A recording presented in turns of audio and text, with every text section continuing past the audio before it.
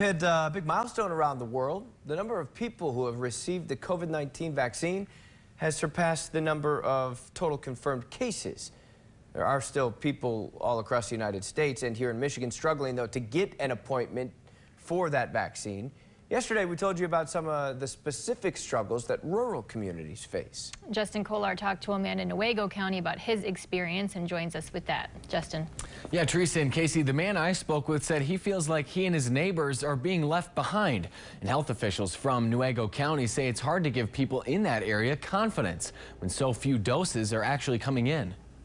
It's a beautiful place, you know, and there's all kinds of wildlife here.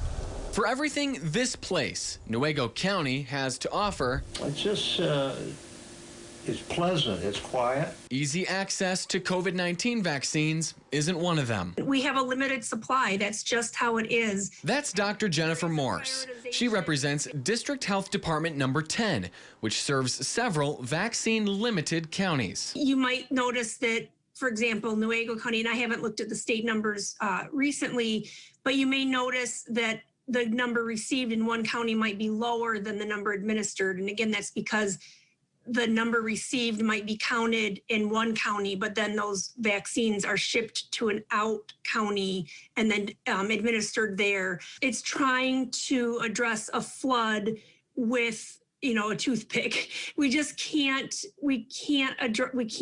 help everybody immediately. For Stephen Phillips, a 74-year-old Air Force veteran living in Newaygo County who's been placed on a weeks-long wait list, time is of the essence, and he now feels forgotten.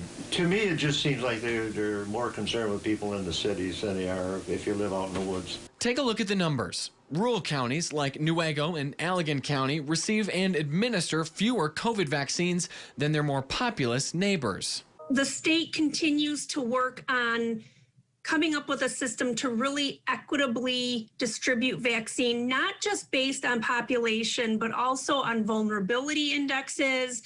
What percent of your population is over 65? What percent of your population is in different work categories? So it isn't just solely based on population, but if you have more people, you need more vaccine. But the numbers in Newaygo County leave Phillips to wonder. I haven't heard of anyone that's been vaccinated, put it that way. Now, there could be some good news on the way, though. Just yesterday, we learned the state plans to change the way they distribute vaccines, choosing directly where those doses will be going. Now, the hope is that this could allow state health officials to target groups in need, including rural communities like Newaygo County. In the studio this morning, Justin Kolar, News 8.